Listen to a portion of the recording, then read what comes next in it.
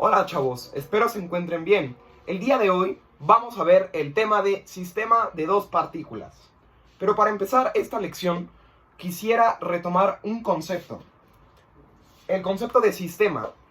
Si nosotros recordamos bien, un sistema es un espacio definido y ubicado que contiene objetos y fuerzas que interaccionan entre sí. Pues bien, tenemos nuestra definición de sistema y vamos a comenzar con nuestra lección. Sistema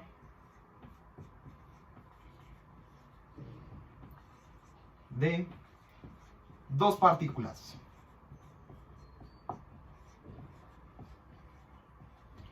Si bien en esta lección vamos a tratar de llegar a una generalidad para encontrar las fuerzas que interaccionan cuando se tiene en un sistema únicamente dos objetos. En los próximos videos vamos a estar viendo lo que serían sistemas de muchas partículas e ímpetu lineal. Pero por el momento nos vamos a concentrar en este tema. Entonces, de lo que va a tratar esta lección es del estudio de los dos objetos, como ya dije, que interaccionan entre sí a través de una fuerza externa, como puede ser que estén unidos por un resorte, una polea, etcétera, etcétera. Bien, pues iniciamos. Ya que estamos en un sistema en el que nuestros dos objetos interactúan entre sí, por medio de la fuerza que acabamos de mencionar, para su estudio no podríamos analizar independientemente los movimientos de los dos cuerpos. ¿A qué me refiero? Bueno, yo no podría hacer un análisis para un objeto independientemente del otro objeto. No puedo encontrar una ecuación que me ayude a describir el movimiento de ese objeto sin que esté explícito el otro objeto. Por lo tanto, supongamos, vamos a suponer, para iniciar nuestro tema, que tenemos dos objetos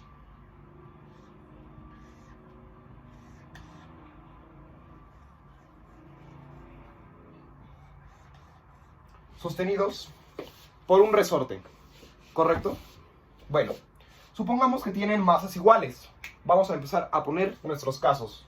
Masas iguales, M1, M2, M1 igual a M2.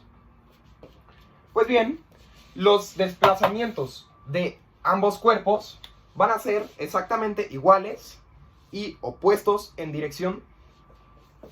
En magnitud son iguales, como ya lo tenemos aquí, pero en dirección son distintos.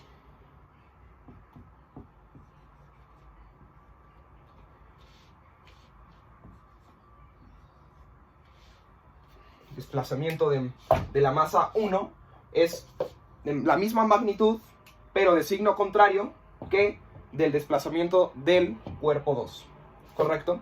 Ahora, este desplazamiento va a ser igual a la mitad del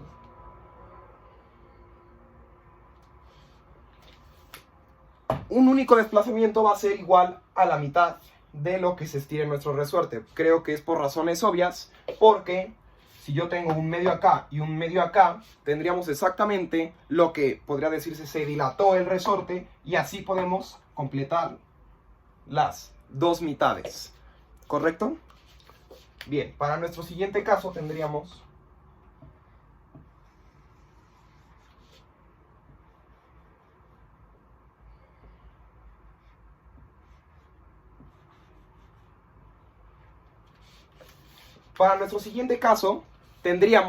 que la masa 1 es mucho mayor, vamos a poner mucho mayor a la masa 2, ¿correcto?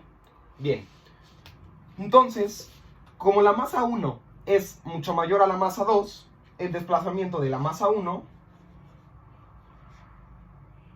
va a ser casi cero.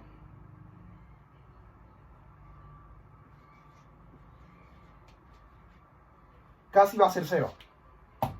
¿Por qué? Porque el desplazamiento de la masa 2 va a ser casi una totalidad de lo que se extendió nuestro resorte. No sé si me están entendiendo. A lo que quiero llegar es que cuando tenemos masas iguales, el desplazamiento, lo que se dilata nuestro resorte, se divide en partes proporcionales a nuestros dos bloques. Por eso es que vale 1/2 de la dilatación del resorte. Si bien cuando una masa es mucho mayor a la otra, pues el desplazamiento del cuerpo mayor va a ser mucho menor al desplazamiento del cuerpo con menor masa. Y bien, este se va a llevar casi toda la dilatación del resorte, que como vemos aquí está dividido a la mitad, y acá es mucho mayor este a este, ¿correcto? Bien, para continuar vamos a poner el mismo caso, nuestro mismo diagrama.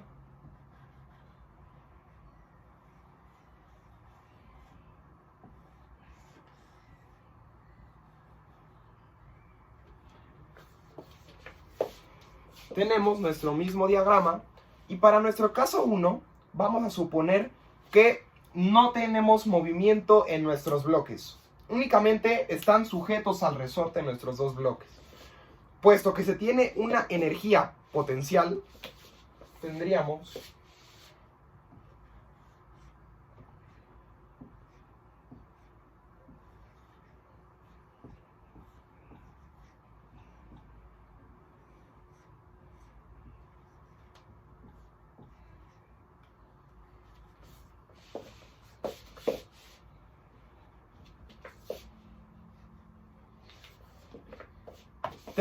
que nuestra energía mecánica sería igual a la suma de la energía potencial más la energía cinética, y esto a su vez es igual a 1/2 de la constante de nuestro resorte por la longitud normal de nuestro resorte al cuadrado. Si bien checamos, esta es la ecuación de energía potencial de resortes.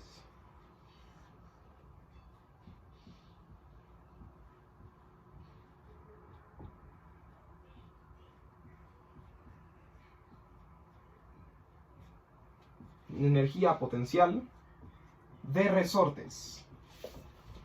Y creo que es bastante obvio.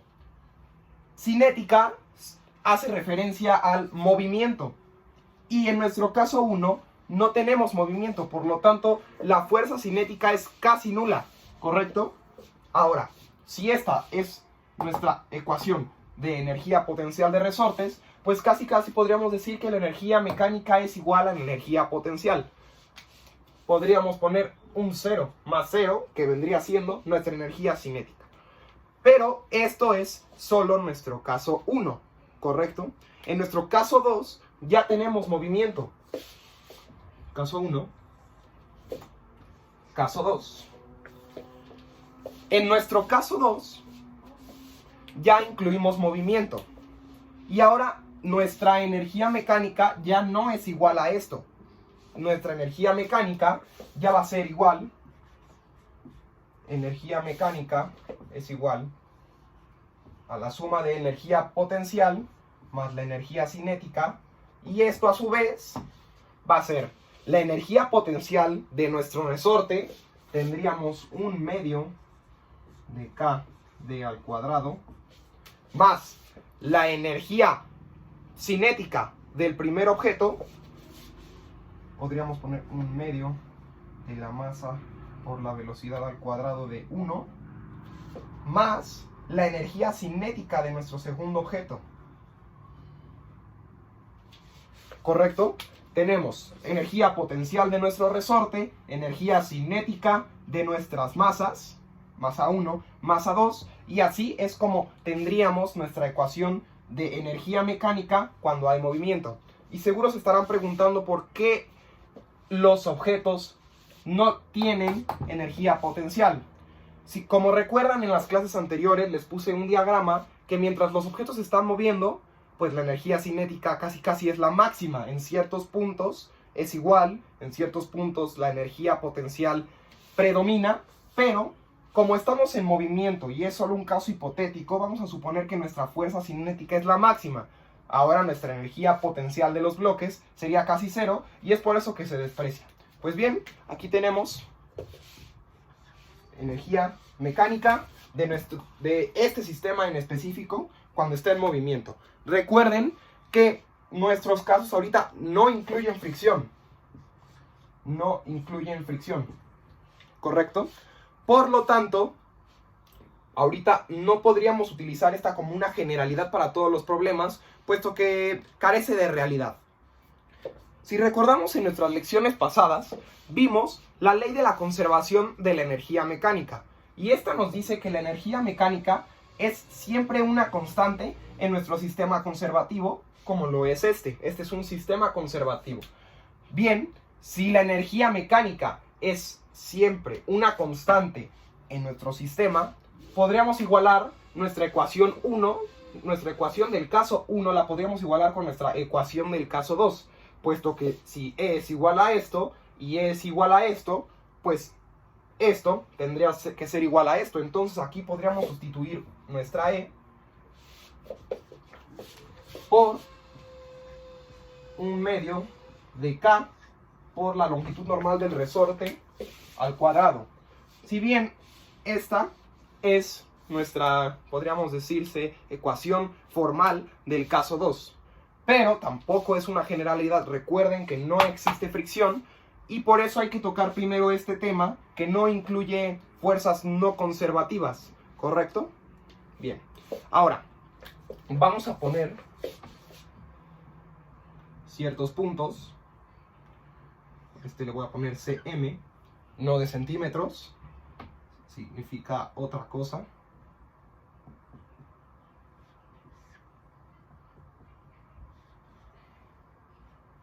X1.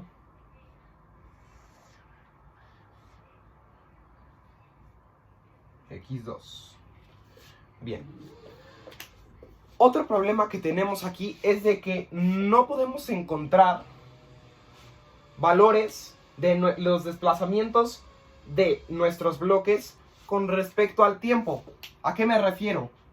Esta no puede ser una generalidad porque no tenemos al tiempo incluido en nuestra ecuación. No podemos encontrar con estas ecuaciones instantes exactos en el que nuestros cuerpos se estén moviendo. Por lo tanto, yo nada más puedo ubicar a mi cuerpo desde que inicia hasta que acaba, pero no puedo ubicarlo exactamente en un punto en específico, en un instante en específico. Bien, como vieron, aquí puse cm, como dije, no de centímetros, sino de centro de masa. Este va a ser nuestro centro de masa del sistema, no del resorte. No tiene nada que ver con la mitad del resorte, ni la mitad de la masa del objeto, nada. No tiene que ver con eso. Es el centro de masa de nuestro sistema. Ahorita lo vamos a definir mejor para que lo puedan entender bien. Ahora, pongamos este en nuestro punto de referencia. Acá, puntito.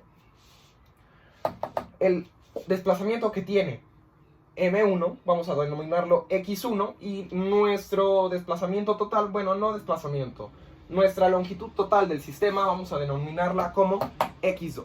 Si bien podemos sacar una ecuación de este sistema que nos dice que nuestra longitud total es igual a nuestra longitud del objeto 1 más L. ¿Qué es L? L es la longitud cuando el resorte está totalmente relajado, es decir, no tiene ninguna deformación, no se le aplica ninguna fuerza, ¿correcto? Y D es el desplazamiento que se le hace al resorte. Vaya, cuánto se estira de más cuando está en su longitud de relajamiento, ¿correcto? Pero como dije, esta ecuación no nos basta para obtener X2 y X1 en funciones del tiempo. Y es por eso que nos falta un pequeño detalle, un pequeño dato, y justamente se encuentra aquí, en nuestro centro de masa. Como dije, iba a definir el concepto del centro de masa y bien es el momento de hacerlo. Ahora, nuestro centro de masa se define como el promedio, podría decirse el promedio de las coordenadas en X y las coordenadas en Y de los objetos que se encuentran en nuestro sistema. ¿A qué me refiero? Podemos escribirlo más formalmente como centro de masa es igual a M1, X1 más M2 X2 más M1 más M2. Nuestro centro de masa lo podemos denominar más formalmente así. Bueno, aquí como ven, nada más puse masa 1, masa 2. Podemos continuar, vamos a ponerle 3 puntitos. Se puede continuar para n número de objetos que se tengan en el sistema, pero como ahora solo tenemos 2, la podemos definir nada más y nada menos que así. Bueno, pues en este caso, las coordenadas del eje coordenado, valga la redundancia, las ordenadas del eje ordenado no varían. Es decir, no estamos moviendo el bloque más arriba que el otro, no hay deformaciones en el eje de las Y. Si bien, si no hay deformaciones en el eje de las Y, pues nuestro centro de masa nada más estaría variando con respecto al eje de las abscisas. Estamos todos de acuerdo. ¿Por qué? Porque un objeto puede moverse más que otro, un objeto puede moverse menos que otro, y es por eso que nuestras coordenadas en X varían. Así bien, pues el centro de masa se define con esta ecuación y es un punto unidimensional. En este caso es unidimensional y tampoco se requiere que esté ubicado dentro del centro del sistema o dentro del centro del objeto, por así decirlo, la mitad de este cuerpo. No, nada, ese se llama centroide, esa es otra definición. Aquí estamos definiendo centro de masa del sistema, no tiene nada que ver con eso, ¿correcto? Ahora, si bien queremos encontrar una ecuación con respecto al tiempo que nos ayude a encontrar X2 y X1 en cientos instantes de la acción que se realiza en nuestro sistema. Bien, chavos, como dije, necesitamos derivar con respecto al tiempo nuestra función de centro de masa del sistema, claramente, para poder encontrar X2 y X1 con respecto al tiempo. Si bien, también nuestro centro de masa se puede definir con esta ecuación, donde m mayúscula es nada más y nada menos que la suma de todas nuestras masas, como lo vemos aquí, masa 1, más masa 2, más masa 3, más masa n, por el producto de la masa por la coordenada a la que se encuentra cada objeto. ¿Correcto? Nuestro centro de masa también se puede definir así, que sería exactamente lo mismo si nosotros multiplicamos por un 1 y sabiendo que m es la suma de todas nuestras masas, nos daría exactamente igual a esto. Pero para derivar y encontrar nuestra ecuación, nos es más fácil utilizar esta fórmula. Por lo tanto, yo voy a derivar con respecto al tiempo para encontrar claramente una ecuación con respecto al tiempo.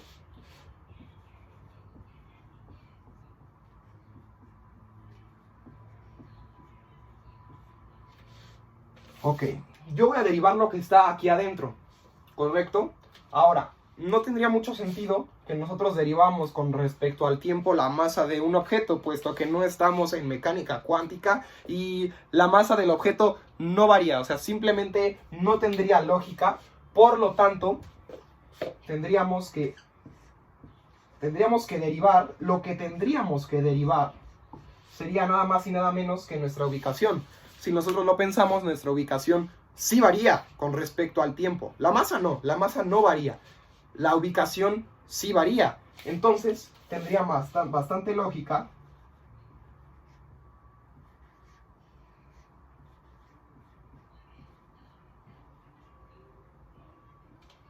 derivar con respecto a nuestra ubicación. Por lo tanto, si yo derivo con respecto a nuestras ubicaciones,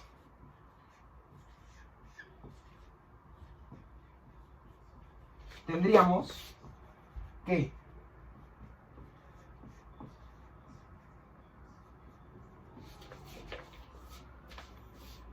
que derivar nuestras longitudes, nuestras ordenadas en X.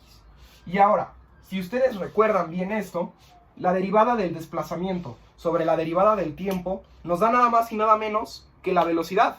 Es la velocidad. Lo que está aquí, lo que estamos tratando de encontrar es una ecuación que con respecto al tiempo nos ayuda a encontrar instantes en los que valen x2 y x1.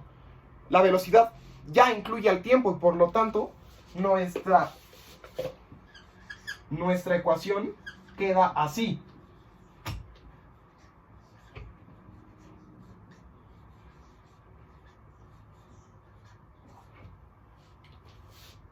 Nuestra ecuación queda así. En vez de multiplicar la masa del objeto por las coordenadas en x, ahora vamos a multiplicarlo por la velocidad a la que se encuentra. Y si ustedes lo piensan bien, nos pueden dar en un problema la velocidad de cierto objeto, y sabiendo la masa y la velocidad de ese cierto objeto, yo ya puedo encontrar qué valores tiene la longitud a la que se encuentra. En cambio, si yo utilizo esta ecuación y quiero encontrar ciertos instantes en el que vale x1 y x2, pues hasta sería bastante absurdo querer resolver para x1 y x2 con respecto a x1 y a x2. Por lo tanto, la velocidad es la que nos va a ayudar aquí a encontrar estos valores de x1 y x2 en ciertos instantes.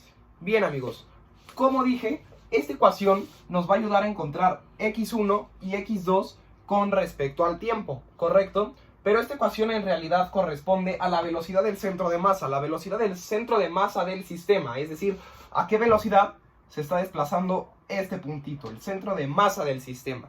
Y ahorita vamos a ver, al final vamos a ver por qué nos es importante encontrar todo con respecto al centro de masa. Como pueden ver, aquí tenemos la ecuación de la aceleración del centro de masa en caso de que se tenga, y lo único que habría que hacer para obtenerla sería realizar la segunda derivada del centro de masa. Primera derivada, obtenemos la velocidad del centro de masa. Segunda derivada, obtenemos la aceleración del centro de masa. Ahora, en este punto de la lección es donde vamos a poder encontrar una generalidad, vamos a poder encontrar una solución a nuestro sistema de dos partículas. Pero antes hay que aplicar ciertas leyes, como son la primera y la segunda ley de Newton, que son fundamentales en este problema. Bien, como dije, vamos a aplicar esas dos leyes. Primero, vamos a aplicar segunda ley. Y la segunda ley, si ustedes bien recuerdan, dice F es igual a ma. Fuerza es igual a masa por aceleración. Ahora, denotemos F12, un ejemplo. F12 y F21. Bien, F12 va a ser la fuerza que ejerce 2 sobre 1, ¿ok? La fuerza F12 va a ser la fuerza, si quieren lo coloco como un vector. F12, la fuerza que ejerce 2 sobre 1. F12. Y F21. F21 va a ser la fuerza que nuestra masa 1 ejerce sobre nuestra masa 2. Bien, como F es igual a ma, pues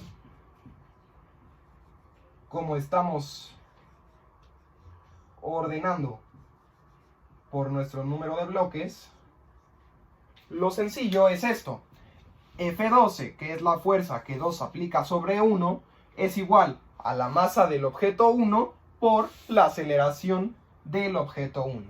Al igual, fuerza 21 es igual a la masa del objeto 2 por la aceleración del mismo objeto 2. Pero, si nos detenemos un poco, recordamos que la tercera ley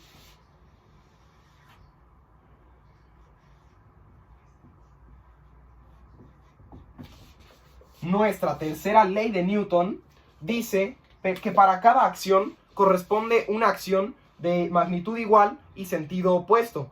Por lo que si estas son opuestas, pero opuestas en signo, pero iguales en magnitud, tendríamos que F12 es igual a menos F21. Y aquí lo vemos muy claro. F12 tiene el mismo valor en magnitud que F21, pero está en sentido opuesto. Aquí lo podemos expresar como esta ecuación. Si bien obtendríamos para nuestra aceleración del centro de masa, podríamos sustituir estas y estas aquí. Si ustedes se dan cuenta, la aceleración del centro de masa es igual a la masa 1 por la aceleración 1 más la masa 2 por la aceleración 2 sobre la suma de todas las masas. Como lo dije al inicio, M mayúscula es suma de todas las masas. Si pueden regresar un poco el video, van a ver que por acá estaba nuestra ecuación del centro de masa principal, y ahí es donde lo pueden entender más fácilmente. Pero a lo que quiero llegar es de que, si ustedes se dan cuenta, M1 por A1 está igualado aquí con F12, y M1 por A1 está aquí explícitamente, por lo que nosotros podríamos hacer esto. Nuestra aceleración Cm es igual el mismo, pero F12 más F21. La suma de fuerzas. Las fuerzas aparecen aquí y sustituyen a nuestros dos factores, M1 y A1, ¿correcto? Aquí también podemos sustituir M2 por A2 por F21. F21 es igual a M2 por A2. Espero que estén entendiendo esto. Son simples despejes que nos van a llegar a la solución de nuestro problema. Bueno, amigos, como acabamos de despejar en esta ecuación de aceleración del centro de masa del sistema, nuestra F12 y F21, por si se perdieron, aquí lo pueden ver, M1A1, M2A2, M1A1, M2A2, lo único que hicimos fue simplificar y sustituir estas fuerzas en nuestra ecuación de aceleración. Estamos a punto de llegar a nuestra ecuación generalizada, ¿correcto? Aquí no olviden poner siempre un igual a 0. ¿Por qué igual a 0? Tercera ley de Newton. F12 es igual a menos F21. Si yo despejo, F12 más F21 es igual a 0, ¿correcto? Estoy despejando mi tercera ley de Newton, por lo que F12 más F21 en cualquier caso va a ser igual a 0. Y aquí, como es una multiplicación, cualquier número multiplicado por 0 sabemos que es nada más y nada menos que 0. Bien, como dije, estamos a punto de llegar a nuestra generalización, pero nos falta un punto importante, y ese punto importante son nada más y nada menos las fuerzas externas netas, es decir, fricciones, resistencias, etcétera, etcétera, etcétera, fuerzas no conservativas, si lo quieren verla así. Es por eso que nuestra aceleración es 0, ¿correcto? Ahora, si nosotros queremos incluir a esas fuerzas en nuestra ecuación, pues vamos a tener que volver a aplicar la segunda ley de Newton, pero ahora acá, ¿correcto? Entonces vamos a denominarlas fuerzas externas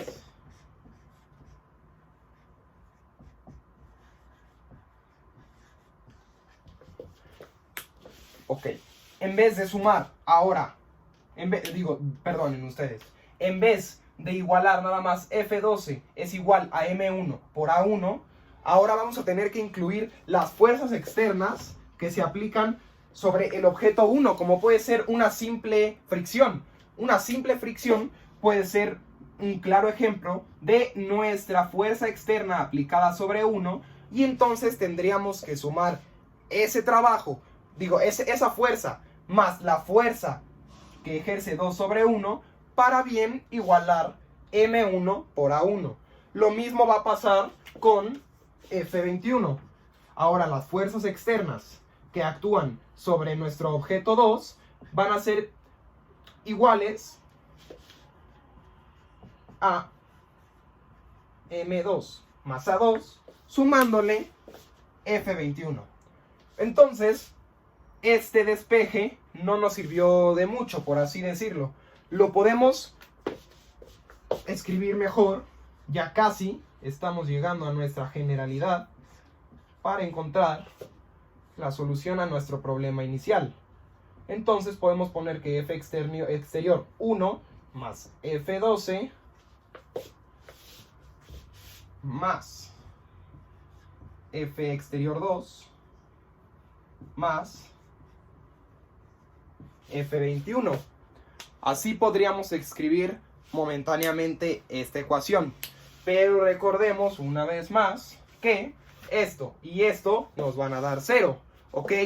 Por lo tanto, solo vamos a tener fuerzas, exteriores. Bien, entonces, como dije, estamos a punto de llegar a nuestra generalidad. Si bien, esto también podría denotarse M1A1, M2A2. Ustedes me estarán diciendo, Rodrigo, es lo que exactamente tenías aquí. Es correcto, pero yo quería recalcar y demostrar implícitamente cómo es que se llega a esta generalidad. Si bien aquí tenemos M1 por A1, M1 por A1, ¿correcto? Si recordamos una de las ecuaciones que estaba un poco anterior, que de hecho creo que tendría nada más esta, todo esto se puede expresar como todo esto. Si volvemos a tomar esta, tendríamos pues que vamos a despejar M mayúscula. Vamos a despejar la suma de todas las fuerzas, ¿correcto? Entonces,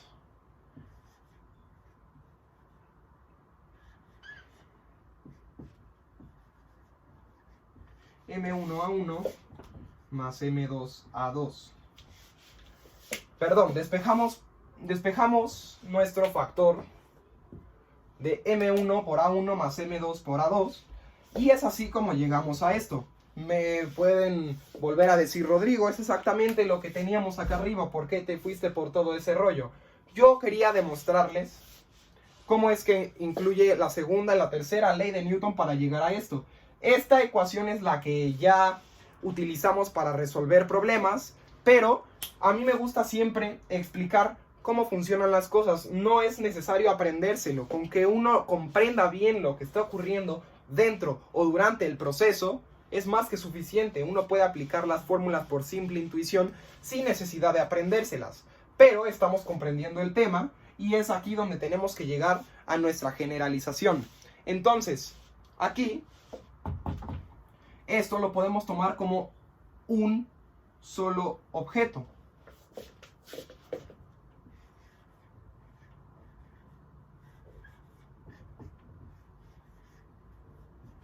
Y si lo queremos tomar como un solo objeto,